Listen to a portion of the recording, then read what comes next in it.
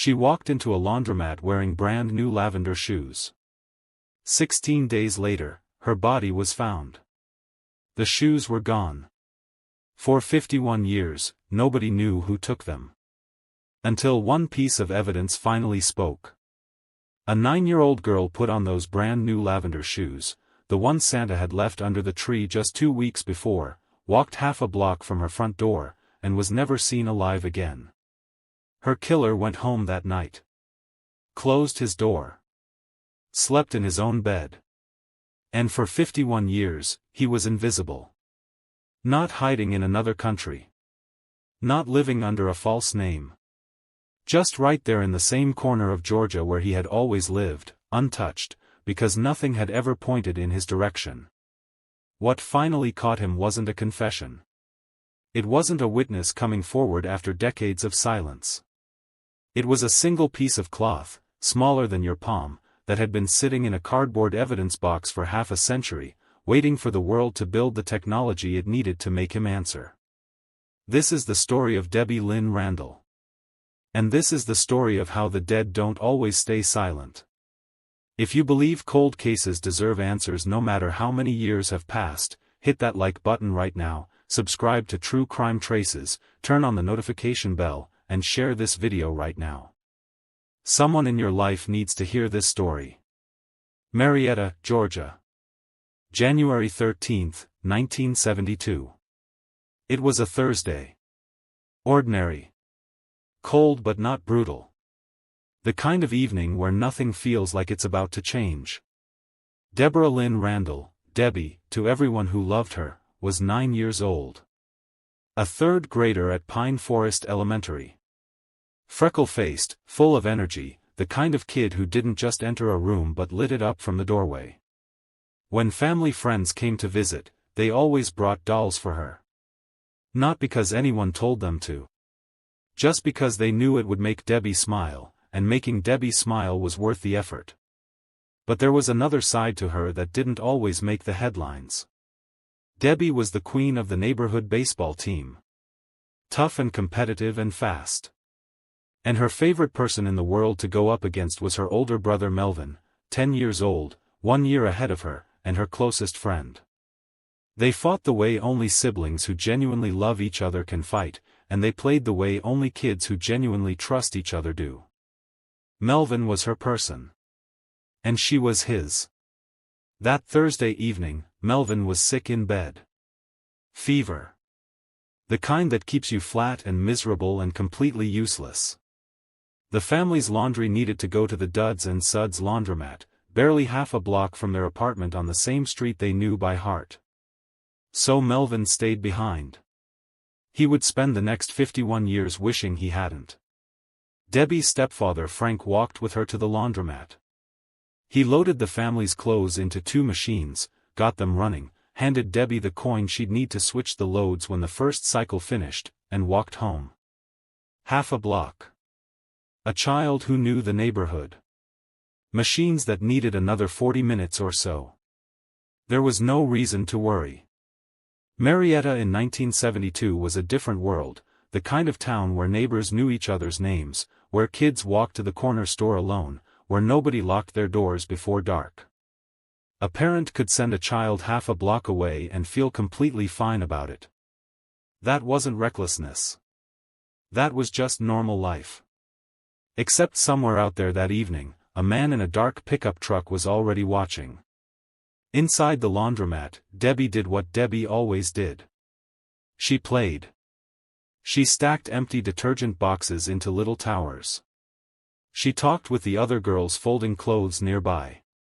Time moved the way it does when you're 9 years old and the world still feels safe and a laundromat is just another place to be. Then, at 7:15 in the evening, Debbie stood up, looked at the girls inside, said goodbye, and pushed open the door. That was the last ordinary, unremarkable moment before everything changed. A 12-year-old girl was standing outside near the building. She saw a man grab Debbie. She watched it happen. But she didn't scream. She didn't run for help immediately. Because her brain made the assumption that most people's brains would make in that moment. She thought it was a father grabbing his misbehaving daughter. A routine thing. The kind of moment you forget about 10 minutes later. But then the truck started moving. Fast. Reckless. Tearing away from the curb with the kind of urgency that made the 12-year-old realize, all at once, that what she had just seen was not routine at all. She had to jump back to avoid being hit as it accelerated. And as it sped away, she caught one final glimpse of the driver in the rearview mirror. He was looking directly at her. Not panicked. Not hurried. Just watching. Measuring. Deciding, in some cold and deliberate way, that she was not a problem. Then he was gone. By 7:30, Debbie had not come home. By 8:30, her mother Juanita couldn't wait anymore. She walked to the laundromat herself. An employee told her the little girl had left over an hour ago. Juanita moved fast after that. In a parking lot across the street from their own apartment, she stopped walking. On the ground, a spilled box of laundry detergent. And on the side of a nearby Volkswagen Beetle, small handprints. Child-sized. Smudged downward, as if small hands had been pressing against the car while someone dragged their owner away from it. A second witness later confirmed they had seen a dark 1950s-style pickup truck backed into that exact spot around 7 in the evening and watched it tear away at speed. The truck was already long gone. And somewhere inside it was a 9-year-old girl in brand new lavender shoes who had just waved goodbye to a room full of strangers, thinking she was simply going home. Melvin lay in his bed that night, sick and unaware. He didn't know that the last time he had heard his sister's voice was the last time he would ever hear it. He wouldn't find out who took her for 51 years. What followed was one of the most extraordinary community responses in Georgia history. They called it Operation Debbie. More than 4,000 volunteers mobilized. People who had never met the Randall family, who simply could not sit at home knowing a child was out there somewhere, showed up and kept showing up. AM radio operators set up communication networks across the county. Civil defense workers coordinated search teams through surrounding neighborhoods and wooded areas. The Concerned Citizens Committee organized search grids that stretched across the county like a net thrown over the landscape, hoping to catch what had slipped through. And moving through all of it, still pushing, was Melvin Randall. 10 years old. Going door to door with a stack of flyers that had his sister's face on them. Talking to strangers. Walking streets he had already walked. Not because anyone made him. Because it was the only thing that felt like doing something. At home, Debbie's baseball bat leaned against the wall where she had left it. Nobody moved it. 5 days passed. Then 10. Then 2 full weeks. Silence. January 29, 1972. Cold and gray and raining steadily. The kind of rain that soaks through everything and makes the world feel heavier than it already is. A group of Southern Tech students were still out searching. One of them was a young man named Mike Mahan, a Vietnam veteran who had come home from the war and enrolled in school, trying to build something normal out of the years he had left. He had seen things in Vietnam that most people never have to see in a lifetime. He was still not prepared for what he found. After several hours in the rain, moving through heavy trees near the Fox Hill subdivision on Perry Road, Mike Mahan stopped walking. Drag marks in the dirt ahead of him. Long and deliberate, cut into the wet ground, heading deeper into the trees. He followed them. About 1,000 feet south of Windy Hill and Perry Road, in the mud and the rain and the silence, he found Debbie Lynn Randall. She was fully clothed. Only her socks remained on her feet. The lavender shoes were gone. Someone had removed them and kept them, a detail that tells you something dark and deliberate about the person who did this. You don't take the shoes by accident. You take them because you want to. Because you are the kind of person who wants to. Dr. Larry Howard of the Georgia State Crime Lab confirmed that Debbie had been assaulted and that her cause of death was strangulation. Then a geologist analyzed the dirt on Debbie's clothing and made a finding that shifted the entire investigation. The soil came from two different locations. One matched the dump site. The other matched a specific clay composition found at the Dixie Cast and Stone Company on Powers Ferry Road, roughly 3 miles away. Debbie was not killed where she was found. She was killed somewhere else, then moved. Her killer had time. He had a plan. He was thinking clearly enough to put distance between the act and the body. 2 pieces of evidence were recovered near her. A strand of brown hair. Lab analysis determined it came from a white male, likely between 18 and 30 years old. And a small circular piece of cloth with a flowery design. Both were logged. Both were carefully preserved. And with 1972 technology, both were completely useless. There was nothing investigators could do with them yet. But they kept them anyway. They sealed them in a box and they kept them. Thousands packed into Roswell Street Baptist Church for Debbie's funeral. The church overflowed into the street. A city that had spent 16 days searching now gathered in a silence so heavy it pressed against the walls. Her killer went home. Closed his door. Went on with his life, certain the case was going cold. He was almost right. But he made one mistake. He left something behind. And it was waiting for him. If you're still watching at this point, drop a comment below with the words, "I'm still here." Let's see who's truly following this story.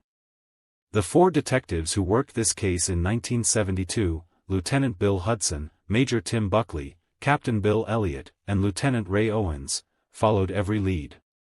Hundreds of tips. Each one tracked down. Each one checked. Each one went nowhere. But before they moved on, they did something quiet and careful that would matter more than anything else they could have done in that moment. They preserved everything anyway. The hair. The cloth. Every piece of physical evidence from the scene, logged carefully, stored properly, sealed inside a box addressed, without knowing it, to the future. Years passed. Then decades.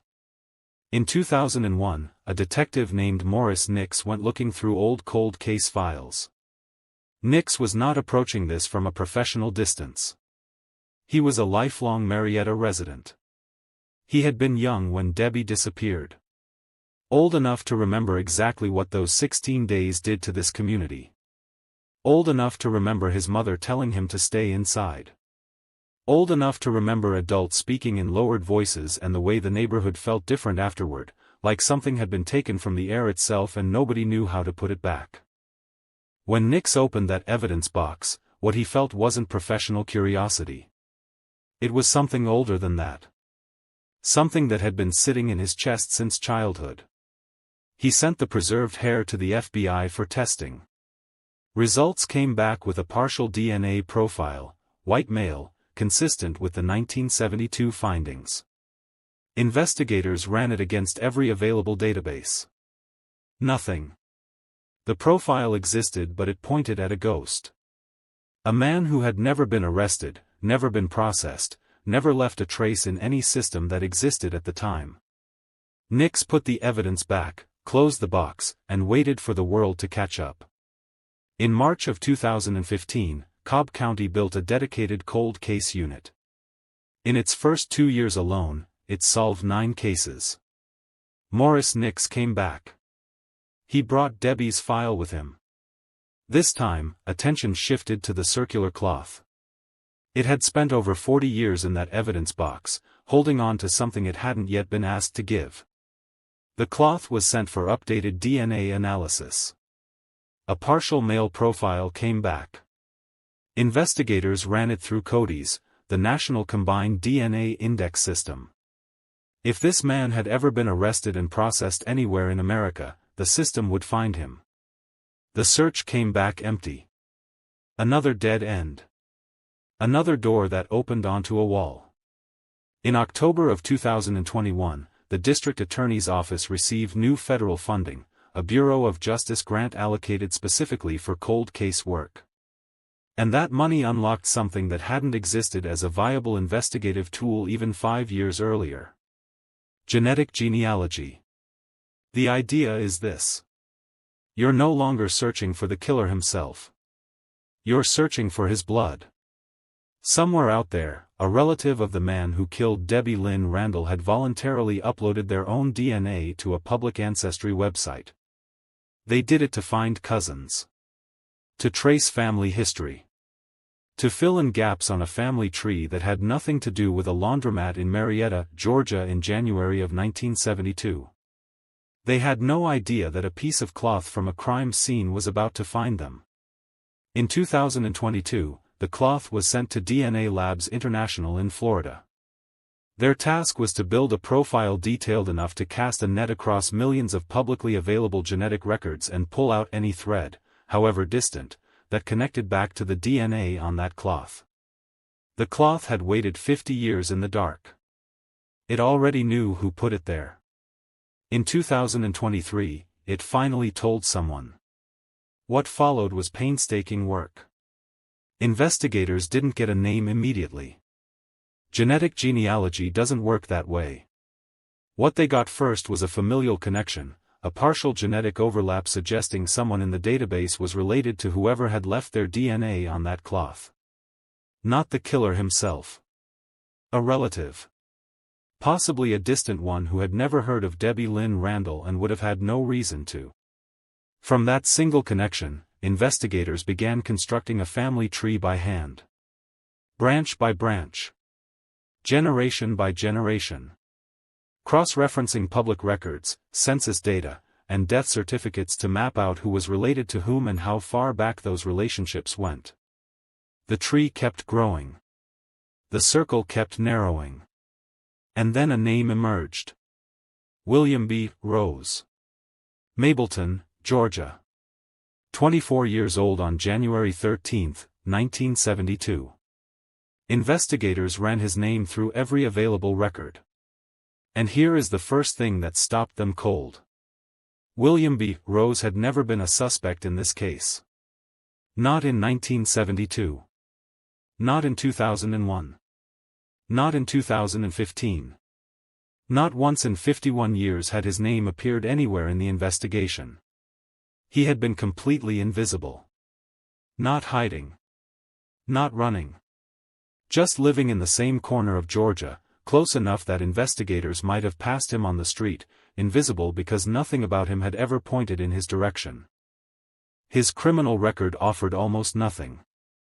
A handful of alcohol-related arrests. No violence on record. No history that would have raised a flag. To anyone who knew him, William Rose was just a young man from Mableton with a drinking problem and a circle of people who saw nothing in him that looked like what he actually was. But here is the connection that explained everything. Rose had family members who lived in the same apartment complex as the Randall family. He had been there before. Possibly many times.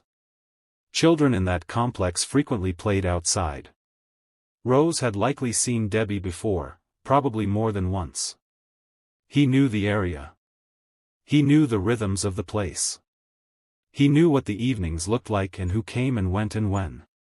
And on the evening of January 13, 1972, when a 9-year-old girl in lavender shoes walked out of a laundromat alone and started heading home, he saw an opportunity.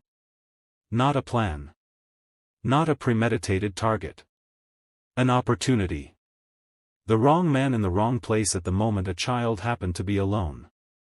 That is what makes this case so deeply unsettling. Debbie was not chosen because of who she was. She was chosen because of when she was there. A matter of minutes. A matter of being in the wrong place at the exact moment a dangerous man happened to be watching. There was one problem with making this official. William B. Rose was dead. He had taken his own life in 1974, just 2 years after Debbie's murder. He was 26 years old. And according to conversations that investigator Ron Alter had with Rose's surviving family members, Rose had been visibly afraid in the time leading up to his death. Afraid of going to jail. Anxious in a way his family couldn't fully explain, because they had assumed his fear was connected to his minor alcohol-related incidents. They had no idea what he was actually carrying. No idea what kind of weight he had been living under every single day since January of 1972. Alter's assessment was direct. Rose had likely believed investigators were closing in on him. Whether that was true, or simply a paranoia born from guilt compounding on itself over 2 years, nobody can say for certain. What is certain is that he chose to end his life before he could be made to answer. He almost took the truth with him. Almost. Before any announcement could be made, investigators needed absolute confirmation. With the full cooperation and blessing of Rose's surviving family, people who had no prior knowledge of his involvement and were devastated by what they were now learning, his body was exhumed. Direct DNA samples were taken and compared against the profile from the cloth. The match was exact. William B. Rose was Debbie Lynn Randall's killer. Not probably. Not likely. Not consistent with. Confirmed. September 18, 2023. Cobb County, Georgia. District Attorney Flynn D. Brody Jr. stood at the podium and told the world what that piece of cloth had known for half a century. Then Morris Nix, the lifelong Marietta resident who had carried this case in his chest since childhood, who had reopened it in 2001, who had never once let it go, stepped forward and said something that has stayed with everyone who heard it. Technology does not get old. It doesn't retire. It doesn't get sick. And it doesn't quit. Technology was seeking William Rose, and it found him in the grave. 51 years. One piece of cloth. One man who thought he had escaped. He hadn't. There was one person in that room who had been waiting for this moment for 51 years. Not a detective. Not a prosecutor. Not a forensic scientist. A grandfather. Melvin Randall stood at that press conference with gray in his hair and a lifetime behind his eyes. He was 10 years old when his sister disappeared. He was sick in bed that evening. He stayed home while she walked half a block alone. And for decades after, through his teenage years, through raising his own children, through becoming a grandfather, that one fact never stopped finding him in quiet moments. He was supposed to be there. He wasn't. And she was gone. When Melvin spoke, he didn't speak like a man consumed by grief. He spoke like a man who had done the hard, invisible work of making peace with something that never fully deserved peace. He said that after a while, he had blamed himself. That he was her big brother. That he had battled with it for a long time. But then he said he realized there was nothing he could have done. It just happened. And it wasn't his fault. Those words didn't come free.